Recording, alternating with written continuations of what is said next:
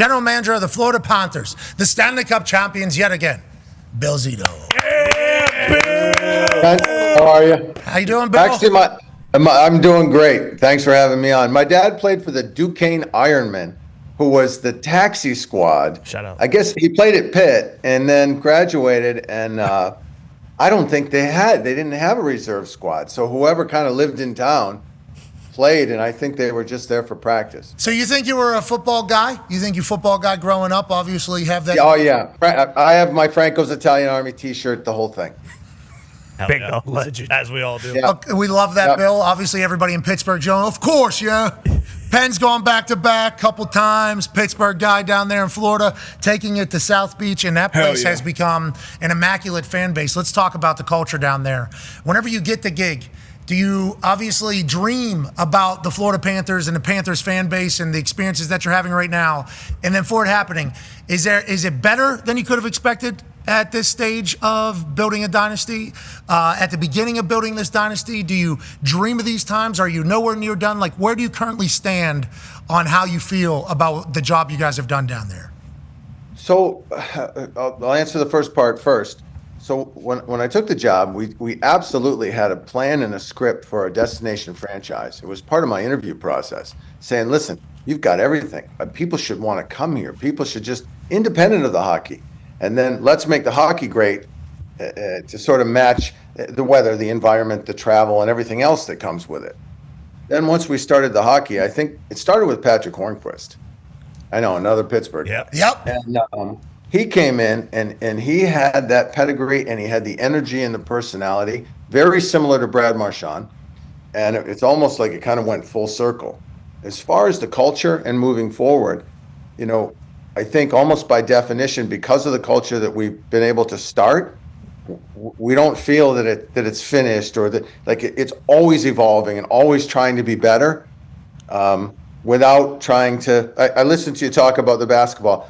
Every drink of water, everything to be as efficient as we can and professional and trying to be excellent, but without going overboard or wasting time and energy on silly things. Okay, so let's talk about things that aren't silly in our eyes, especially because we've been on teams before.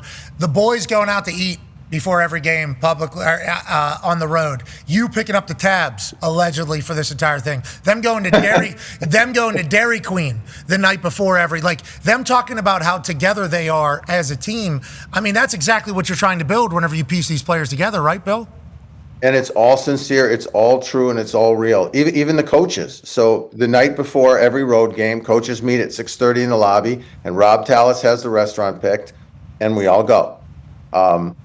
That group has figured out a way, both the coaches and the players, to enjoy each other and to try to have as much fun as they can. We asked them for an inordinate amount of work. The work, it's hard when they do it, and there's a lot of it. But when we're not working, it's, enjoy your life, have fun, enjoy each other. And we're blessed that we have guys who have bought in and who truly are, I think right now they're having a lot of fun. Yeah, I would say. I'm not sure I like that, but no, they've earned it. Yeah, I think they're just beginning to, if it's anything like last year, Boss Man, just next couple of days going to have to just give a green flag there. The elbow room's getting a lot of the franchise's money right now. That is currently happening.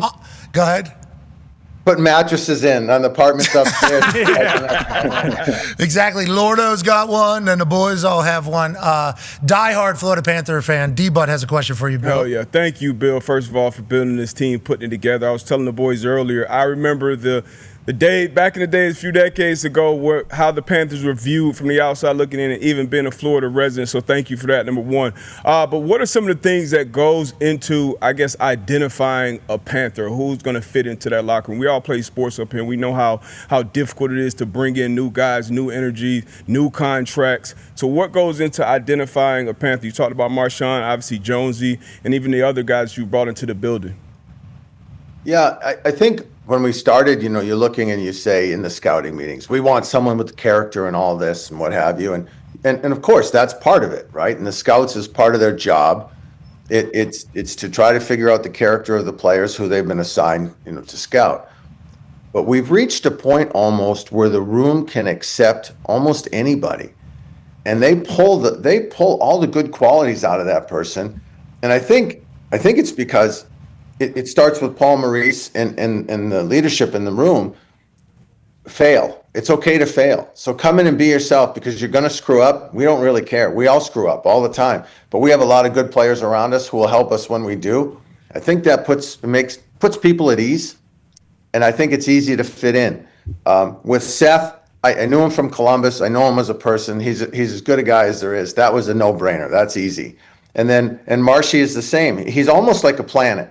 He has so much energy. It's unique, and he has that presence. He walks in the room, and it's on. It's just it's the Marshy show, but in a really good, positive way. And then the final piece of it is they're really kind to each other. Everybody, they're just decent fellas. Decent boys down there, the Florida Panthers. Good men. Great. Is there a way to identify all those things? You said the room can take anybody. Is there a way to identify people that can't fit into there? Or do you legitimately think any person that is good enough hockey player will buy into the culture immediately upon getting to the Florida Panthers? And with that being said, I don't know if you know this, TSN up there in Canada, 3 of the top 5 free agents, all Florida Panthers. Good luck. Good luck, Bill. Good luck, Bill. Good luck, Bill. You know, there's going to be some poor soul who we're going to ask to move down here, maybe get a big house on Las Olas, have to take a golf cart to work in flip-flops, and he might have to play with Kachuk or Barkov or Forsling. And I know it's a tough ask. But, This is goalie. you know, someone will want it. AJ will come out of retirement and put skates on. Yeah. AJ actually has a question for you. Go Yeah, ahead. Bill, you mentioned earlier, we're talking about the culture and everything, and you said, like Pat was saying, hey, every sip of water, every single moment, like intentional. We're all working for the same goal. Like you mentioned, you got to have that culture, but not go overboard with silliness, as you said. We've seen coaches and GMs try to come in and like implement a culture and go over the top and almost be corny and cheesy with it. How do you find that balance in how you do, like what you do ask of your players? So for me, trial and error. Right. And I look back, and I was probably that cheesy guy that was over the top, trying to, are the shoelaces tied right? Is the print on the water bottles the right way? I don't know. I'm making that up. But I think what happened was as these pros, like, pretty good at what they do. And so they know the details, and the coaches will specify, okay, here are the things we need to work on. And then the other things, I had been an agent for a number of years, so that helped me as well. Like, there's just things you don't need to worry about. We used to wear a suit and tie on the plane on the road. So you'd go to an FBO where you'd see no one, and with a suit and tie on, and then fly 3 hours, land at an FBO, and not see anyone. So we got rid of that. Little things like that maybe make life easier and let them focus on hockey. But at the same time, there is a time and place for suit and tie, and so that's when we wear it. Yeah, once you establish the discipline and the attention to detail, if it's already there, then you can kind of evolve with the culture as it goes. I just, from somebody that, our show, I think, is big on, like, the locker room mattering. Like, the locker room matter. I think we talk about that a lot. More so maybe than any other show in the history of sports media, sports television, because it matters more than anything. And with what you guys have, it's very evident that it is working, that it is a good one. And I think hockey people appreciate the culture that you guys have in representing hockey as the champs. Now, you mentioned a guy there who walks into a room and takes it over. Let's go to Boston Bruins fan, Boston Connor. Bill Zito, you stole hockey love out of his heart with one trade this year. Yeah, thanks a lot, Bill. Really ruined the entire hockey season for me, and I blame that solely on you. When you guys trade for Marchand, obviously, I believe it was right after he got hurt or during his injury. What's that like, kind of trading for a guy where right when he gets there, he's not going to, get on the team immediately. He's going to have to go through a little bit of a process there. And also, did you go to Dairy Queen at all? The DQ seemed to be sort of a good luck charm, and Brad said the boys did it before Game 6. Yeah, well, when we acquired him, we knew what his injury was, and we knew sort of the time frame of recovery. And so that wasn't that big of a deal. We thought that he had enough time to play meaningful regular season games to prepare. And I mean, he's Brad Marchand, so you know what his playoff pedigree is. Amen. That part wasn't really a big concern. I guess if he had arrived and had struggled, we would have been, oh boy. but that worked out okay. Yeah, I'd say. I did not go with the boys to DQ, but they went. I think it started in Carolina, and then they remember Marshy had honey during a game, and someone asked him. And he said, "Oh yeah, that was a blizzard," and then it took off. And then I do think that they went in Edmonton. So you know what? That's just a great example of something that you pointed out, Pat. They have a good time. They're having fun. Totally. Yeah, they like to eat ice cream. They're burning the calories. They got good taste buds, though, too, Bill. They got Dairy Queen Blizzards. Oh, I'd put Dairy Queen Blizzards at the top of snacks. Fast food dessert. But they'll bring it back for everybody. That will tell you as much about the trip there is when you come. You know they were there because in the lounge there's DQ for everybody. When Barkov comes back from Finland, there's Finnish chocolate on everybody's desk and in everybody's stall. And I heard a great story about Barkov from last night. Apparently, he went home at like 5 a.m. to change and clean up before they kept going, and walked around his neighborhood and banged on everybody's front door. Hey, you want to touch the coffee cup? with the cup? Yeah. Oh, So- amazing. That is like Yeah. the perfect team. It's awesome. You have like the perfect team right now. Oh, the boys go get Dairy Queen Blizzards for everybody. You hear about this in like youth camps, Yeah. like high school. This sounds like a high school type operation. Can you bottle it? With that being said, it is professional. You guys have won a lot, and you got some great players that other teams are going to want to try to pluck. Go ahead, Ty. Yeah, Bill, Pat mentioned it. You know, you obviously got 3 massive guys who are free agents right now who made, you know, a huge impact on your team. When it comes to those guys in particular, and then maybe just free agents as a whole, the hockey speaks for itself, obviously, winning back-to-back cups. How much, when you go into negotiations, are you hammering, like, hey, the no state income tax, the amenities? You talked about being able to drive a golf cart, you know, to the facility in flip-flops, the golf, all that kind of stuff. Like, how much of that is coming into the negotiations, whereas these guys probably already know what the hockey's going to be like? You guys are going to compete for a cup, you know, year after year.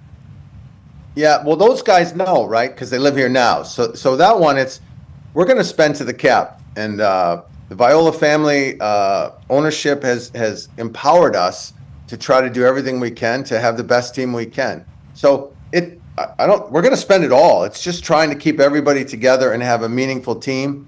And if players sign up to come here, we want to be able to also have other good players. So hopefully they can appreciate that. Sometimes when someone's coming in from the outside and we're trying to sell them on what we're trying to do, there's the hockey piece. But the environmental piece, I'll call it, right? The weather, the fun, the flip-flops, that's all part of it because it's too hard to not be happy. When you're at the rink, we're asking an awful lot of you. It's an 82-game schedule. It's constant travel. It's away from your family. It's the grind. When you're not doing the work that you're doing at the rink, enjoy yourself. Be happy. And that look, it kind of works here in our environment, but it's also a mindset of how we're trying to do things. So I think they work in tandem, and so far a few guys have bought in. The other piece of this is our coaches. Our coaches have managed. If you look at the people who have come to our team, whether via trade or via free agency, almost to a man, they've had their best career years with us. And that's the room, right? That's the players making other players better. That's the coaches making other players better and using them to their strengths. When Seth Jones came here, his job was just be Seth Jones. You don't have to be anything more. Just you be yourself because you fit here with us.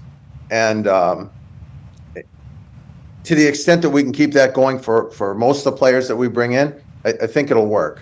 Yeah, Marshy as a third liner, that is him getting to take on people that he would have never faced with the Boston Bruins because where he is. And then obviously we're dangling folks. Yeah, not that he didn't do that before, but it's just like his confidence, everything just fitting in with you guys was beautiful to watch. We're big fans of Marshy. We are big fans of the way he operates. Like them in Boston. Florida Panther legend. He is a Florida Panther legend, isn't he? Yep. He's Thank you, Florida. Absolutely. And what he did for those kids on his line. So they're men, but I mean they're young players, and he made them better. He pulled them into the mix. He helped them. It was like having a tutor with you at work all day, every day when you're doing your tasks. And a hilarious one. Also absolutely. Yeah, exactly. Last question here from Pittsburgh native AP Tone. Yeah, Bill, it looks like you're at the facility, so do you get no time off? When are you going to go see the boys again? And are you, for those free agents, are you allowed to take advantage of them today? They're pretty inebriated probably. Are you allowed to just throw a contract with them and sign it today? Get them on microphones? Yeah. If I can, I will. I'm not sure they'll even be able to write. We might have to do fingerprint. Early reports are no, they would not be able to write from what we've been seeing from Elbow Room. Don't want to out anybody.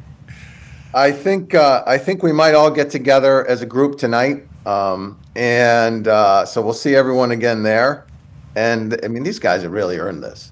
They're having a great time, and they're with the fans. It's a neat relationship. If you saw the parade last year, it was a dangerous thunderstorm, but nobody left. Everybody got drenched, and that galvanized kind of that relationship. So I know that it's important to them, just to go with a cup to the local watering holes and just kind of have a good time with the fans. We talked about this in the last hour. There's people probably down there in South Florida. We don't want to judge a book by its cover from Pittsburgh, a hockey town.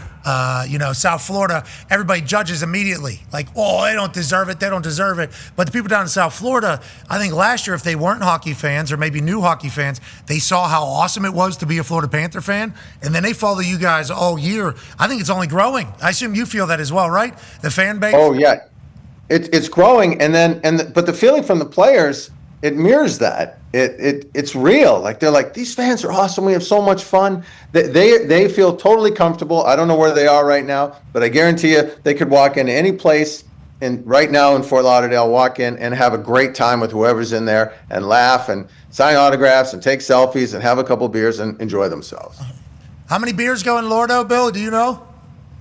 Say it again. How many beers are in the cup of Lordo, Stanley Cup? How many beers in the top? I don't know. It was 6.5 to 7. 7 beers. Maybe. Okay. Good luck. Fair. I think that's what you got to do, Bill. I think. All at once, yeah. Could you imagine, like Sam? a boot. Yes. Yeah. Like the boot. You got to turn it, too. Spin. Yeah, you got to spin. Get the bubble out of there. Congratulations, man. I know you're not Thank only you. doing amazing things with the Florida Panthers, but you're also doing amazing things in the community. Panthers on the Prowl is an initiative for the American Cancer Society that you and your wife back. Wonderful, amazing stuff happening down there with the Florida Panthers. You, obviously, a massive piece of it. It's beautiful to watch hockey kind of captivate an entire region and obviously make the world better. So thank you for what you're doing for sports and your community, Bill. Thank you guys so much. Yeah, we're just trying to this was a nice way to combine the hockey and the Panthers with the charitable element to try to raise money to fight cancer. And then to get people something sort of tangible that they can personalize and make it their own and then display them. And we're going to have a whole kind of an elaborate auction in the fall as well. All right, so it's a lot of fun. I think I read that if I donate $5,000, I get to design a Panther statue that'll be placed around town that'll then be auctioned off. You do, and in the I'll accept that as a contract in the state of Florida. Thank you. No problem. I'm not even boozed up like the boys are. You need to go get Sam Bennett to do this. Darius Butler will also do one. Absolutely, I'm in. Thank you, Bill. The Butler family is going to do it as well. All right, I got 2 down. Thank you. Hey, no problem. I'm sure. Thank you. I'm sure there'll be more Panthers on the prowl helping the American Cancer Society. AJ will also like one. Won't you, AJ? Absolutely. AJ Hawk would like one. You got it. That's true. I'm in. I think the elbow room needs to buy one too, don't you Yeah, think? maybe a couple. Yeah, we'll put one Okay, up for the elbow room. I volunteer to go down on that sales mission. Okay. I'll go. Good man. I think right now would be a good time to do that. We appreciate it. Congratulations, back-to-back Stanley Cups, 8th franchise in the history of the league to be able to accomplish that feat, 13th time in total in the modern era. You're the man. We appreciate you, Bill. Thank you very much. Appreciate it. And thanks for the support on the cancer initiative. Hey, no problem at all. Thank you for offering up the opportunity. Ladies and gentlemen, Bill Zito. Yeah, Bill.